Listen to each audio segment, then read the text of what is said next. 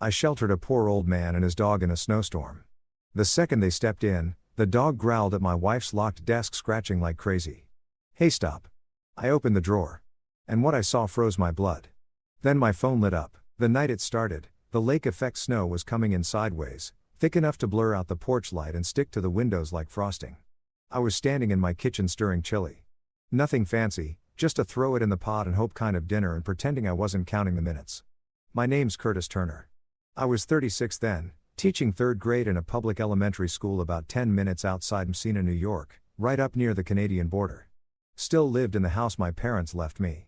One floor, no basement, not much insulation, but it was paid off and I could get from couch to coffee pot in about 5 steps. That was good enough for me. My wife, Teresa Turner, wasn't exactly the homebody type. She was 35 at the time and ran logistics ops for her family's regional freight business. She spent more time at off-site conferences than I spent sleeping. Sometimes she'd text from Pennsylvania, sometimes Connecticut, once from St. Louis like it was no big deal. I'd quit asking questions years ago. That night, I had her favorite cheap apple pie from the store on the counter, trying to make it feel like something. She was supposed to be home by 8. She called a little before 9. Roads are trashed, she said. All the hotels are booked. I'll probably stay overnight near Watertown. Her voice was clipped, professional, like I was a client wasting her time. Before I could say anything, she added, "Don't wait up." And hung up. Quick note, before listening, share in the comments which city or country you're watching from and let's continue. I just stood there holding the phone like an idiot.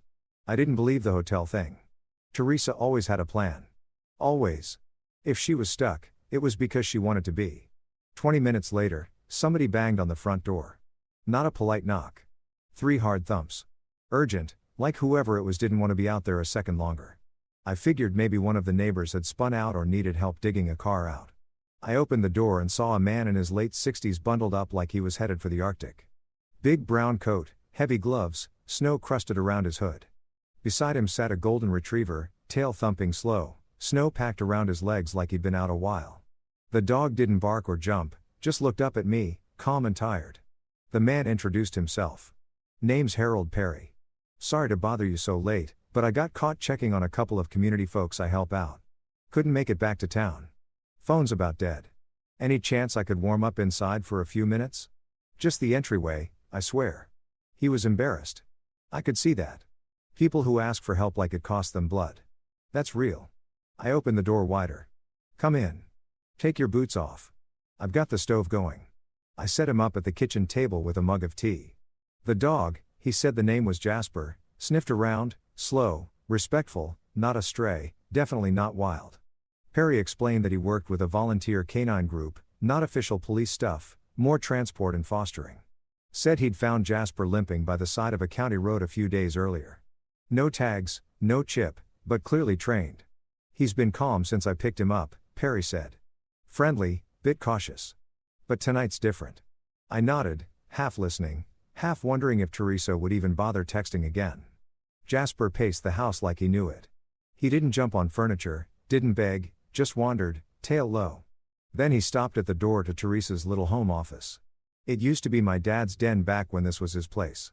Now, it was where Teresa kept her company files, which she never let me near. Jasper stepped forward, nose twitching, then pressed his snout to one of the desk drawers. It was locked, always was. His body went stiff, his ears flattened, and then he growled, low, steady, like he was warning a stranger off. A second later, he started scratching at the wood like his life depended on it. Hey, I said, stepping over. "Easy, boy." Perry stood up fast, snapped his fingers, and said, "Leave it." Calm, practiced. The kind of voice people use when they've worked with dogs that actually listen. Jasper backed off, but he didn't take his eyes off that drawer. I didn't either. Perry stood next to the table, hands still hovering midair like he expected Jasper to make another move. The dog didn't, but his eyes didn't budge either, fixed on that drawer like it had kicked him once and owed him an apology. "That one's my wife's," I said, nodding toward it. "She keeps business stuff in there. Contracts, logistics forms. Her company's got her on the road more than she's home, so she uses this space to catch up." Perry gave a polite nod. No judgment, no comments. But something in his expression shifted like a switch flipping behind the eyes. He wasn't just some stranded neighbor anymore. He was processing, collecting details like a guy who knew how to read a situation. Outside, the wind hadn't let up. It kept throwing snow against the house in gusts, loud enough to drown out the hum of the fridge. I grabbed a spare blanket from the hall closet and tossed it over the couch. Perry tried to wave me off. "I'll be out of your hair soon," he said. "Just needed a few minutes." His hands were trembling slightly, even with gloves on. I didn't make a big thing of it. Just pointed to the couch. "Storm's not going anywhere tonight. Might as well be warm." He gave in after a moment, sat down stiffly, and pulled the blanket across his lap. Jasper curled up at the foot of the couch, but his eyes kept darting toward the den like he was waiting for something else to happen. I turned off the kitchen light and headed to bed. But I didn't get much sleep. Not because I thought Perry was some kind of criminal. He was calm, careful, almost too polite. But Jasper's reaction wouldn't stop looping in my head. That growl wasn't fear. It wasn't aggression either. It was personal. That dog had smelled something inside that drawer, and it hit a nerve. By morning, the snow had gone from loud to heavy, thick and wet, like it was trying to bury the whole world. I made eggs and toast while Perry washed his hands at the kitchen sink, then set a bowl of water on the floor for Jasper and split some bacon between his plate and a paper towel for the dog. Jasper didn't move until Perry gave a little nod. Then he patted over, sat politely, and waited again.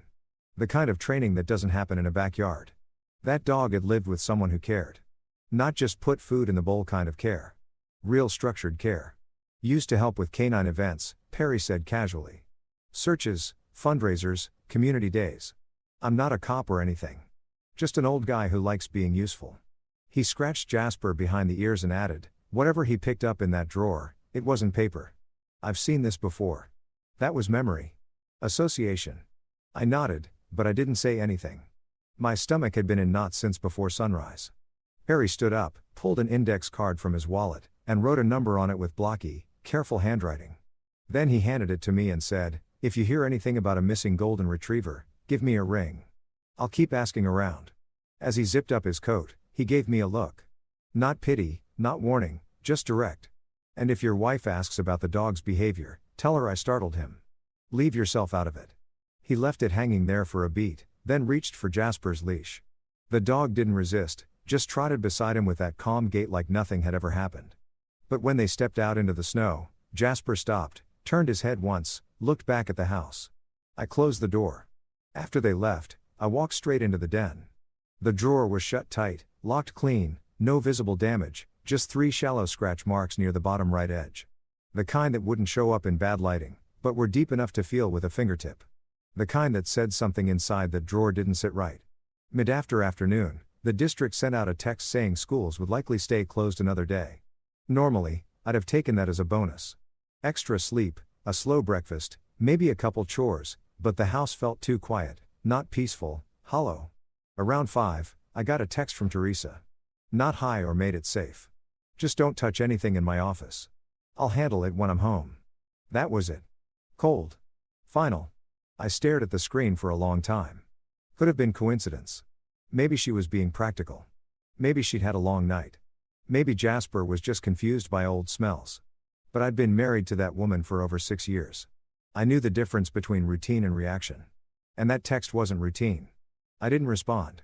I walked to the kitchen, took Perry's index card off the table, and slid it into the front of a worn notebook I kept in the drawer where we used to stash coupons. I'd stopped using it after we got married. But something about holding it again felt right. I wasn't about to start snooping through Teresa's stuff. Not yet. But I also wasn't letting that drawer disappear from my memory. There was a reason Jasper went still in that room. I didn't know what was inside. But from that night forward, I was paying attention. The front door opened a little after 6 o'clock in the morning, and I knew it was Teresa before I even turned around. Not because she made noise. She rarely did, but because the air in the house shifted. She came in with that fast, efficient walk like she was late for something. Coat still on, rolling suitcase left by the door. She looked wrecked in the way only people with control issues ever do. Her face was pale, eyes tired, but her hair was perfect. Not slept on, not messy, controlled. She walked past me like I was a chair that had been moved an inch out of place. I stepped toward her anyway and wrapped my arms around her shoulders. For half a second, she stiffened. Just a half beat, enough for me to feel it. Then I caught the smell. It wasn't her usual clean citrus soap. This was heavier, floral, expensive, The kind of perfume that lingers on coats and doesn't belong in my small kitchen. "You okay?" I asked. "Want some coffee?" She pulled back and gave me a look like I'd asked her for a favor she didn't owe me. "I have a call at 9 o'clock, she said. "I need sleep." No apology, no explanation. She went straight down the hall and shut the bedroom door with a soft click that somehow felt louder than a slam. Teresa had always traveled. That part wasn't new, but this was different. There was an edge to her that morning, sharp and restless, like she was irritated by the fact that I existed in the same space. Looking back, that's what people do when they're trying to keep you off balance. They act like you're the problem for noticing. I stood there a moment, then picked up her coat from the back of the chair to hang it. As I lifted it, something slipped out of the inside pocket and hit the hardwood with a clean hollow sound. A key. Small brass. Not a house key. Too short. Too specific. I stared at it in my palm longer than I want to admit. My first instinct was to put it back and pretend I hadn't seen it. That's what a lot of people would have done. That's what Teresa counted on. But Jasper hadn't scratched the drawer for nothing. Teresa hadn't sent that text unless she thought I might find something. And Perry hadn't looked at me the way he did unless he thought I was standing next to a problem I hadn't named yet. I went into the den and shut the door behind me. The desk was exactly how Teresa left it. Neat, organized, locked drawer right where it always was. I slid the key in and turned it. The lock opened smooth. Too smooth. Like it got used a lot. I pulled the brass key back out and slipped it into my pocket before I even looked inside. Inside were folders stacked neatly, envelopes labeled in Teresa's tight handwriting, a couple of receipts folded clean. All boring, all normal. Until my eyes caught something that didn't belong. A watch. It was a women's bracelet watch. Silverton toned, thin band, small face, delicate in a way that suggested it wasn't meant for daily wear. It wasn't tossed in there either. It had been placed carefully, wrapped in a soft cloth. I picked it up and flipped it over. The engraving hit me right in the chest. Kayla Hill, 30th birthday. Clean lettering, professional, a gift, personal, not something you misplace, not something you end up with by accident. My mouth had gone dry when I heard Teresa behind me. She didn't yell. She didn't gasp. She just stood there in the doorway, arms crossed, eyes flat and cold. The look she used at dinner parties when someone said something she deemed beneath her. She stepped forward and took the watch from my hand like I was a kid holding something sharp. "You shouldn't go through my things," she said evenly. "Who's Kayla Hill?" I asked. She didn't hesitate. "Nobody you need to know." "That's engraved," I said. "That's not paperwork." Her jaw tightened just a bit. Then she smiled. Not a warm smile, a controlled one. "You're paranoid," she said. "Living in this house has made you small. You sit here all day with kids and snow days and you invent drama because you're bored." I felt the hit land, but I didn't step back. "Where did you get it?" I asked. She slid the watch back into the drawer and locked it with her own key, a practiced flick of her wrist. Then she looked at me like she was explaining something obvious. "If you ever go through my things again," she said, "I'll make sure people understand you're not stable. I've already had concerns about you for a while." The threat was clean, calm, meant to sound reasonable. She paused, hands still on the drawer, and added almost casually, "If anyone asks, you've never seen that watch." I stared at her, waiting for something. Guilt, anger, anything human. Nothing came. She walked past me and back down the hall, leaving the den door open behind her like she wanted me to sit with it. I didn't follow her. I stayed there, listening to the quiet, the sound of the lock clicking again in my head. I made sure the brass key was still in my pocket and closed the den door myself. By the time I shut the den door, I knew something had changed between Teresa and me for good. But I didn't have time to dwell on it. School reopened 2 days later, and when I walked into the building, it smelled like wet boots and cheap hand soap. The kind of cold weather funk that clings to public school hallways. That's when I met Zach. New kid, 10 years old, skinny, pale, hair a little too short on the sides like someone had buzzed it in a hurry. What stood out though was his expression. Calm, quiet, and dead tired. Not in a sleepy way. This was the kind of tired you see on guys waiting at the DMV with overdue child support and no backup plan. He didn't smile when I introduced him to the class. He nodded like he'd already been through it a dozen times and didn't expect it to go well. And he was right. My class had a few kids who liked to push buttons just to see what happened. They noticed Zach's silence immediately like it was an invitation. It started small, whispering when he got answers right, snickering when he hesitated, bumping into his desk like it was an accident. Zach didn't blow up. He didn't cry. He just started muttering little one-liners under his breath, dry as toast, like he was narrating the whole disaster for an imaginary audience. When one kid accidentally knocked his math book off the table, Zach said, "Wow, physics is wild today." When another moved his backpack 3 seats over and pretended it wasn't a big deal, Zach just blinked and said, "Guess it walked off." Happens. It was funny. Not in a ha-ha way, in the way where you laugh because you don't want to punch something. I shut it down the same way I always do. No big speeches, no fake bonding moments, just clear rules and follow through. The second time someone touched his stuff, they lost recess. A third incident, parent call. Fast, boring justice. That's how kids learn. Still, Zach wasn't just dealing with schoolyard nonsense. You could see it in his shoulders, tense, hunched like he was bracing for something heavier than name calling. During recess duty that Friday, he hovered near the jungle gym for a bit, then slowly drifted toward me like he wasn't sure if he was allowed. "Can I ask something kind of weird?" he said, hands jammed into his coat pockets. "Sure," I said. "Do teachers ever get tired of fixing other people's problems?" I looked at him. "All the time." Zach nodded like that was the answer he was hoping for. "Cool. So, you're qualified." It made me laugh a little. Not much, just enough to feel like we understood each other. Over the next week, we had a few more of those quiet conversations by the doorway before class, walking to lunch, waiting for the buses. Nothing dramatic, just Zach dropping little pieces of himself when he thought I wouldn't make a big deal out of them. That's how I found out his mom was Kayla Hill, 39 years old, in a coma after what he called some break-in or whatever. He said it flat, like a weather report. But his hands shook when he zipped his coat one day. I didn't push, just listened. He told me they used to live across the county line, that his mom ran her own business out of their garage and used to make the best waffles on Sunday mornings. He didn't mention a dad, but he did say he had a dog. A golden retriever named Jasper. Zach said he went missing the same night. He's trained. He doesn't just wander off. Someone took him or scared him off, I don't know. I stood there, hearing my own heartbeat in my ears. "What color was he?" I asked, trying to keep my voice steady. "Standard golden color. Older. Had a scar by his right ear, kind of hidden under the fur. He tilts his head when you say, 'Buddy,' like this." Zach tilted his own head and gave a faint smile. He looked up at me and added, "One of the things they took was my mom's bracelet watch, the fancy one with her name on it. Her sister gave it to her on her birthday." I stared at him, still in teacher mode, calm face, even tone. But inside, my stomach sank. I already knew the engraving. That afternoon, Principal Dana Vaughn called me into her office and closed the door behind us. She offered me tea, which I declined. That's how I knew something was off. She sat down slowly and said, "This is just a heads up. The district got a call. Someone asked if you've been okay lately." They didn't give a name. Just said they were worried about stress, finances, and erratic behavior. I didn't say anything. "I don't believe any of it," she said. "But I'm supposed to pass it along. Think of this as an early warning, not a warning shot." I nodded once. "Thanks for the heads up." I went straight home after work and called Mr. Perry. "Hey," I said. "That retriever you were fostering, did he have a scar by one ear and a habit of tilting his head when someone says, 'Buddy'?" There was silence on the other end of the line. Not confusion, recognition. "Yeah," Perry said.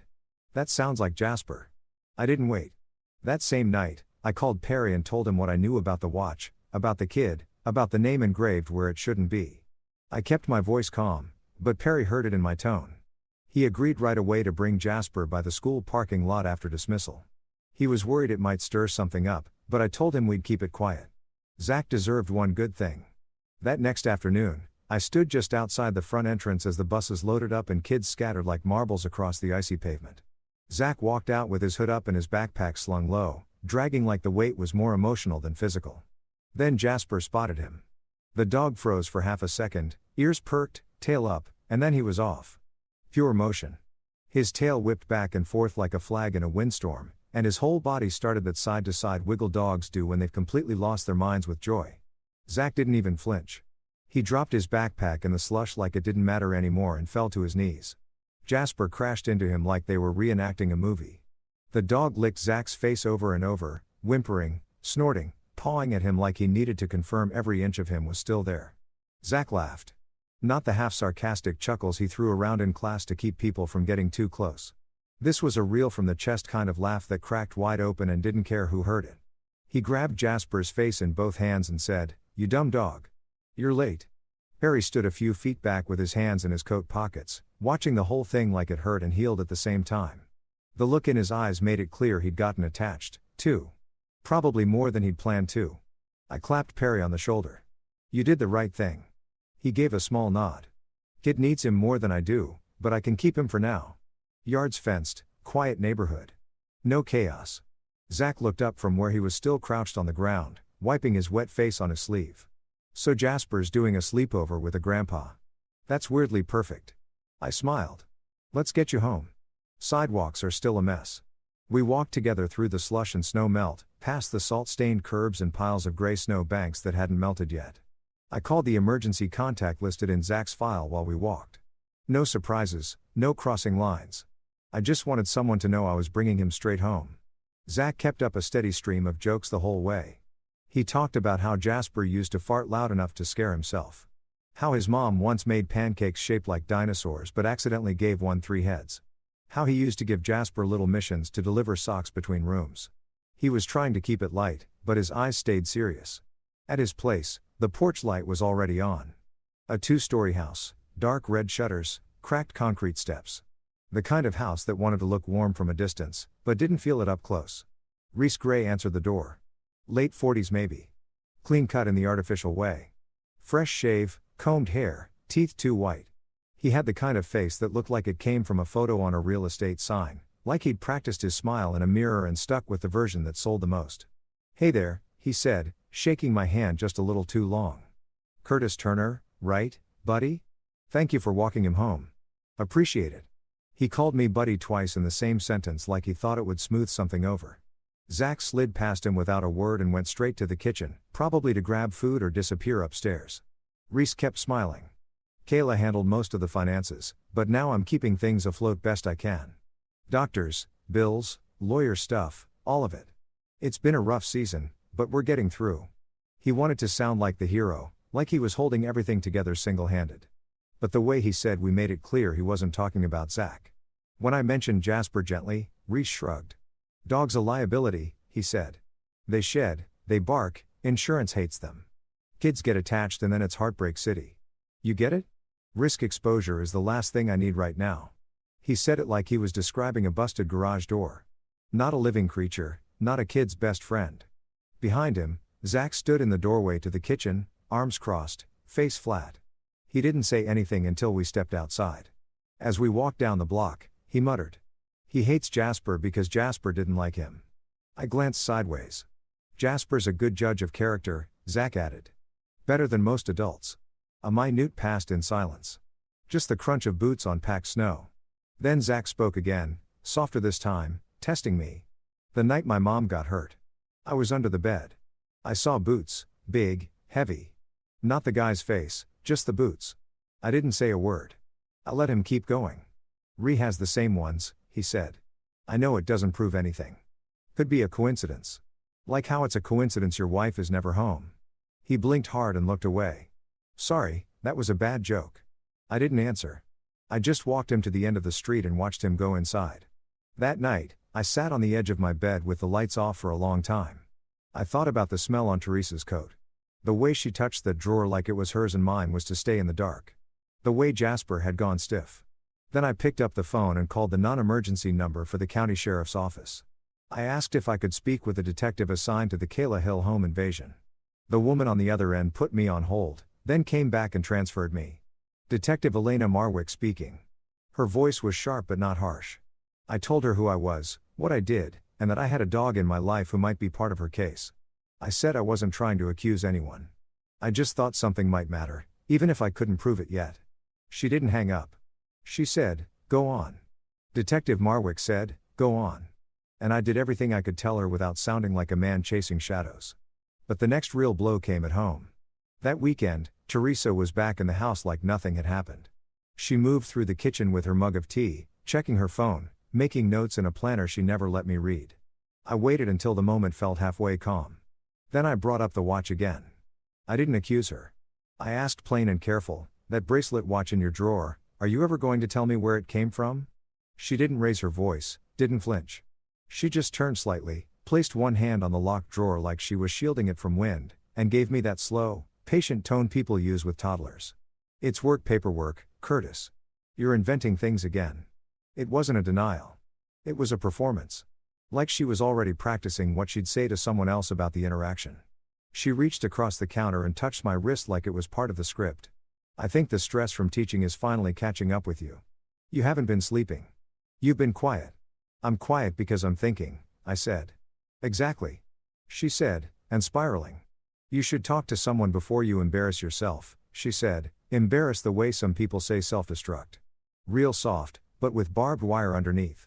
Then, like it was no big thing, she added, I already mentioned it to someone at the district. They've got support resources. It's totally confidential. I didn't answer. I just stared at her. She smiled and walked off like she'd solved a problem. The next day, Principal Vaughn asked if I could swing by her office after lunch. She closed the door and said HR wanted to schedule a wellness meeting.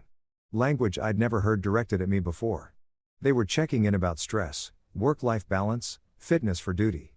Van looked uncomfortable even reading the phrases off her notes. That's when I understood what Teresa was doing. She wasn't just hiding something. She was building a narrative. One where I was unreliable, paranoid, one where if I ever opened my mouth, people would smile kindly and dismiss it as burnout or instability. And then Ree showed up again, this time in my inbox. The email was casual, overly friendly, said he wanted to offer me cash to tutor Zach privately. Said, Zach responds well to male role models, and he wanted to create a stable routine. The words looked nice, but the tone read like surveillance, like he was fishing to see what I knew, or worse, to get closer to whatever I might be watching. I wrote back a short, polite no. Told him I wasn't taking private students. He replied within the hour with a smiley face at the end of his message that didn't match the words. No worries, we all have choices. That line stuck in my head longer than it should have. I forwarded the exchange to Principal Vaughn and copied Detective Marwick just so there'd be a record, just in case. I didn't tell Teresa. I didn't say a word. I just started keeping a notebook in my glove compartment. Nothing dramatic, just dates. Notes. Teresa's travel schedules. When she came home angry, when she left and didn't say where she was going, when I got calls from HR, when Ree reached out again, I felt stupid doing it at first, like one of those guys who starts writing everything down like it's evidence. But I also felt a little less alone. The only adult I actually trusted enough to talk to was Perry. I told him the basics. No names, no drama, just that I felt like I was being turned into someone I wasn't. He sat across from me in his kitchen pouring coffee for both of us and said, You ever notice how manipulators never try to disprove the truth? They just go after whoever's saying it. Then he leaned forward and said, She's not fighting what you know. She's fighting you, trying to make you the unreliable narrator. He was right. I didn't want him to be, but he was. One afternoon at school, I stopped by the front office to drop off a discipline slip, and I heard the secretary mention something about Hawthorne Freight. I froze in place. She was on the phone with a vendor, confirming which companies had submitted bids for the upcoming student meals and supply transport contract. Hawthorne Freight was Teresa's family company. She never once mentioned their name being in the mix for school contracts. If anyone ever wanted to paint me as involved, say I'd slipped a number, steered a process, I'd be finished. It wouldn't take a court ruling, just a whisper. That's all it takes in small towns. That night, I sat in my truck longer than usual before going inside. I couldn't unsee the pattern anymore. Teresa wasn't hiding some affair. This wasn't about cheating. It was bigger. She was tying herself to Teresa's money play through the school, and if things got ugly, she'd paint me as unstable and conveniently involved. A week later, Perry invited me over again. Said Jasper had been acting strange, and he thought I'd want to see. I walked into Perry's living room, and Jasper came bounding over, tail wagging, big wet head pressed into my jacket. Normal. Sweet. Then Perry reached over to a side chair and picked up a scarf. It was Teresa's gray with those little stitched diamonds on the ends. She'd left it in my car about 2 months back. I hadn't touched it since. Perry set the scarf on the chair and Jasper stopped wagging. His whole body changed. Not angry, not scared, just locked up. Eyes hard, shoulders tense, tail still. He stared at the scarf like it was a threat. He didn't bark. He didn't growl. He just backed away slowly, eyes fixed on that thing like it was going to move on its own. Perry knelt down beside him and didn't say a word for a few seconds. Then he said soft and steady, That dog is telling you her scent is tied to something bad. I swallowed hard. I know, I said. I've been trying not to believe it, but I do. The words were barely out of my mouth at Perry's place when I felt the shift in my own chest. Once you say it out loud, there's no pretending anymore. I drove home that night with the window cracked, even though it was freezing, just to keep myself alert. The next day at school, I passed around a big construction paper card the kids had made for Kayla. Stick figures, glitter glue, well wishes, and third-grade handwriting. Zach added a little drawing of a dog that looked suspiciously like Jasper, except with a cape. I brought it to the hospital that afternoon after work and asked the front desk to pass it along. Didn't expect anything. I just didn't want Zach thinking the world had already moved on without her. On my way out, a nurse caught me near the vending machines. Mid-40s, brown ponytail, sensible shoes, sharp eyes. She looked me up and down before asking, "Are you Mr. Turner, the teacher?" I said, "Yes." She stepped a little closer, lowering her voice. "I'm Shannon Reed. Kayla's sister mentioned you've been steady for Zach, that you've been helping." Then she glanced over her shoulder and said, "Be careful." She didn't hand me rumors. She handed me facts. Before the attack, Shannon said Kayla had been asking to speak with a social worker and a lawyer. She didn't say much, but she was worried. Said her partner, Ree, was pressuring her to sign things. Medical power of attorney. Some kind of trust paperwork. I didn't interrupt, just listened. Every word felt like another puzzle piece falling into place. She also mentioned something about changing beneficiaries. She didn't say what exactly, but it was tied to her business somehow. She was scared. That's not gossip. That's from my own chart notes. "Thank you," I said. "Really?" As I walked out to the parking garage, I took the back stairwell like I always did. Less crowded, easier to think. At the second floor landing, I caught movement out of the corner of my eye. A woman in a charcoal gray coat stepped out of the stairwell on the opposite side. She moved fast, purposeful. That squared shoulder walk I knew better than I wanted to. For a split second, I thought, that's Teresa. Same height, same gait, same tilt of the head when checking her phone. I didn't chase her. Didn't yell her name, just kept walking, slower now, watching as she got into a dark SUV and pulled away like she had someplace more important to be. 2 days later, I mentioned it to Detective Marwick on the phone.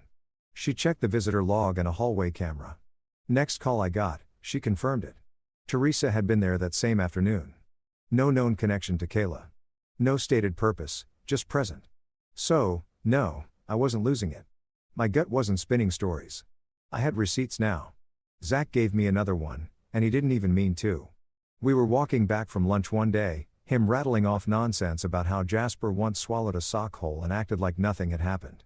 Then out of nowhere, he said, "Ree has these boots, big chunky ones with the little red logo on the tongue. He bought a matching pair for the guy who helps him."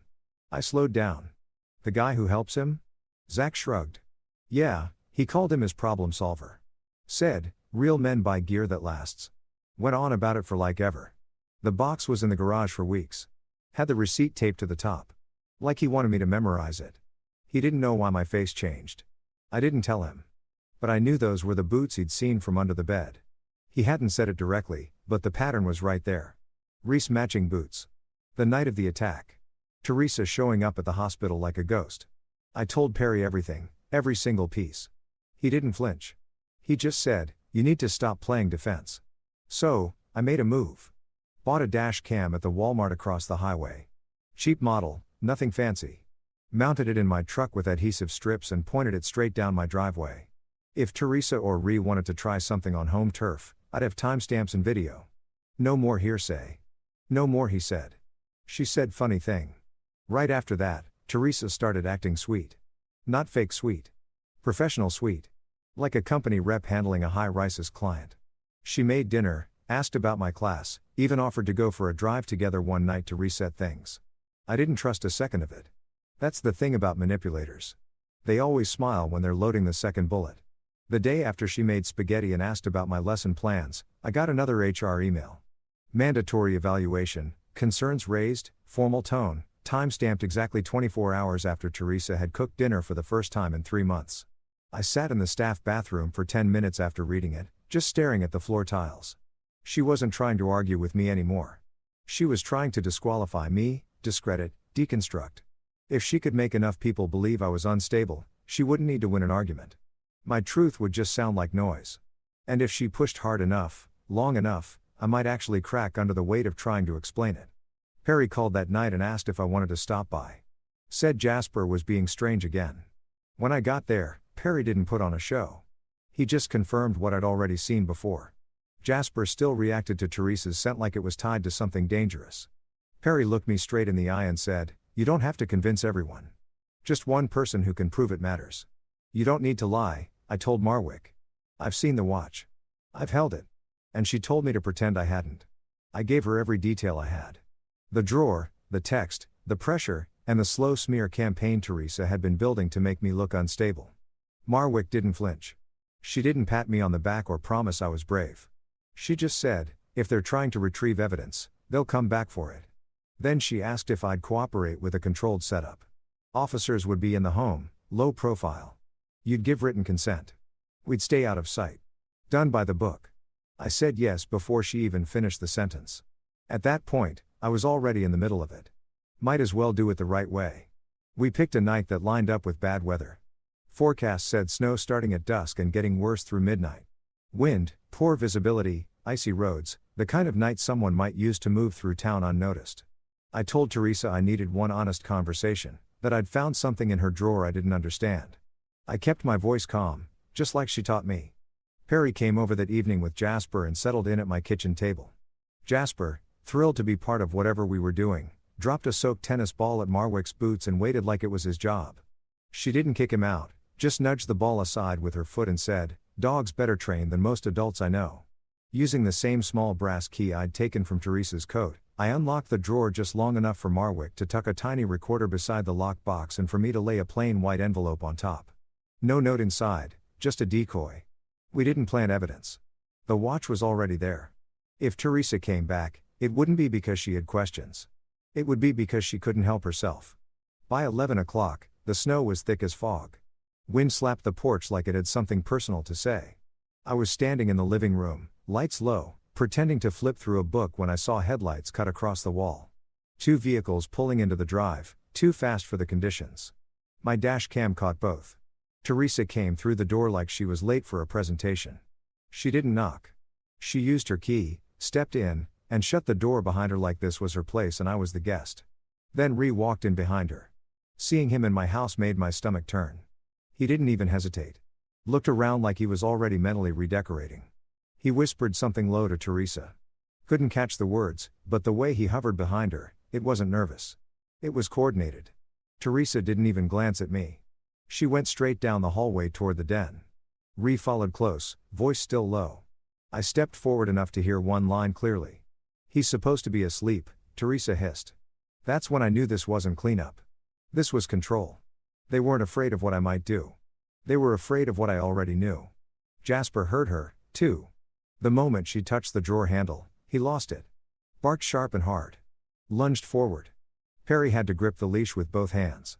Jasper wasn't being aggressive. He was trying to alert. That bark wasn't noise. It was danger. I didn't need to play dumb anymore. I stepped into the hallway and said clear and loud, "What are you doing?" Teresa turned around slow, face still neutral, eyes cold. "Curtis is having an episode," she said flatly. "He's been under stress. He's imagining things." Reese stepped toward me, jaw set, chest puffed slightly, just enough to try and rattle me. "Easy, buddy," he said.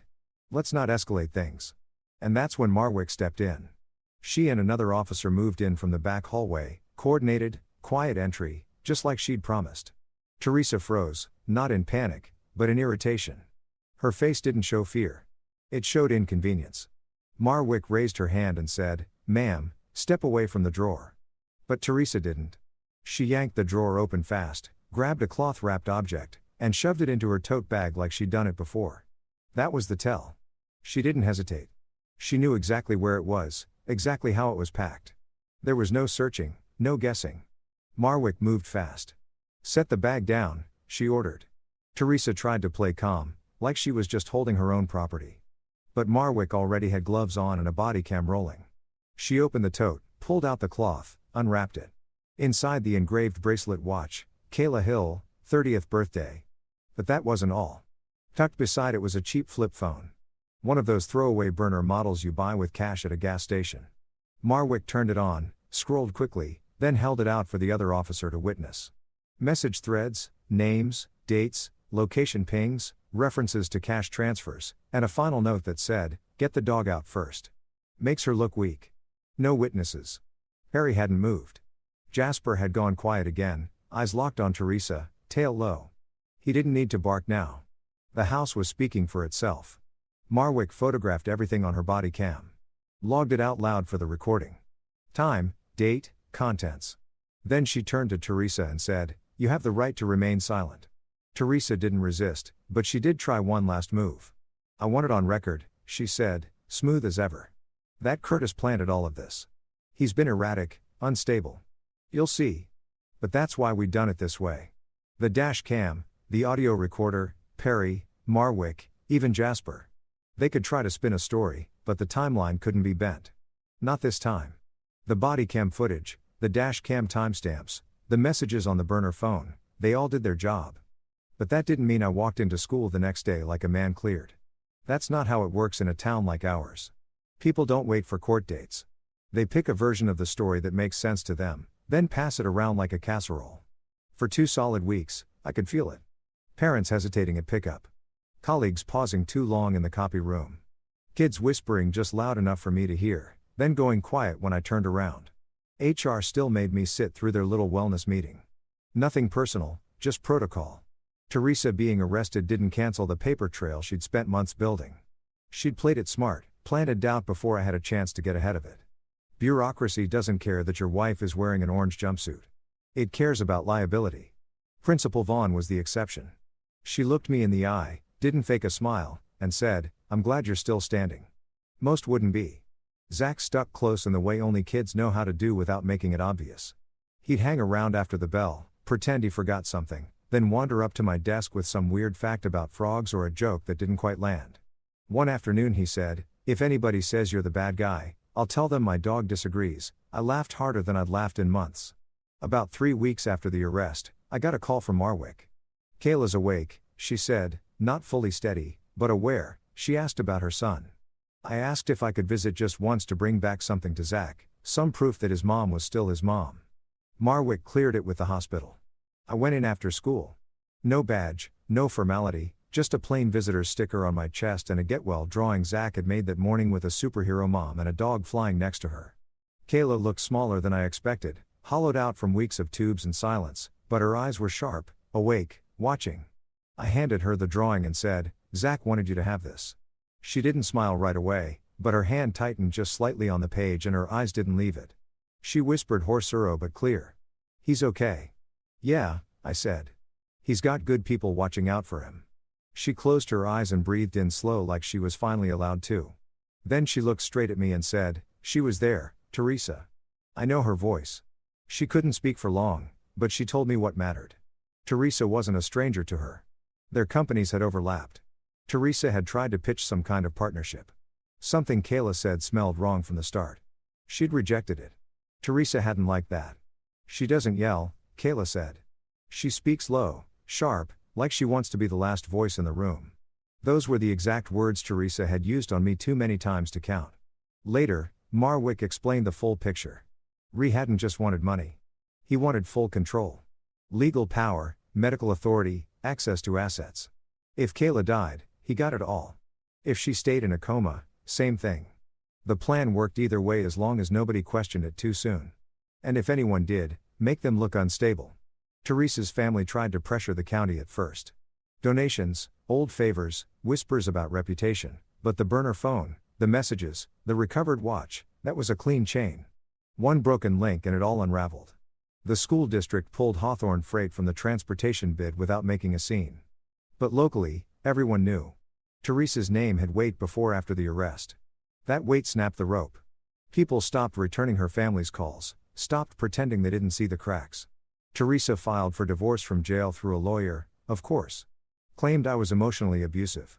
Said I'd become erratic and controlling over the past year. The irony would have been hilarious if it didn't threaten my job. With Kayla's statement, plus the dash cam footage showing Reese and Teresa arriving at my house together, Marwick helped me get my name cleared officially. District HR backed off. The letter in my file got sealed. I didn't throw a party, but I slept through the night for the first time in months. Perry kept Jasper while the court sorted out Zach's living situation. Kid custody cases move slow, even when the facts are obvious. But Jasper didn't seem to mind. He handled it all the same way he always had, with a wagging tail, a slobbery tennis ball, and a kind of unshakable loyalty that made the worst days seem less impossible. He'd gotten all of us through the worst season of our lives. By late spring, the ice finally gave up and the sidewalk stopped trying to break ankles. People in town went back to smiling like they hadn't spent the winter watching each other through fogged-up windows, wondering who was lying. Teresa and Ree were still bouncing between hearings. My divorce paperwork crawled along behind them, slow and overpriced like every legal thing in America. But the first real win, it wasn't dramatic. It wasn't some big courtroom moment or public apology. It was the afternoon Principal Vaughn knocked on my classroom door, handed me a sealed envelope, and said, "HR's closing everything out. No action taken. You handled a hard year with more patience than most people have." Then she nodded once and walked away. I sat in my truck in the lot for a solid 10 minutes after that. Didn't cry, didn't scream, just breathed like I'd been holding it for months without noticing. Kayla started rehab a week later. I checked in without hovering. Recovery wasn't clean or smooth. She'd get dizzy from standing too long, then insist on doing the next rep anyway. She reminded me of the kids in my classroom who hate being told when to slow down. Strong, stubborn, and full of fight. Zach moved in with Kayla's sister while she got steady on her feet again. He still came by my room before the bell some mornings, acting like it was no big deal. He'd toss out a fact about volcanoes or ask if I knew that platypuses didn't have stomachs.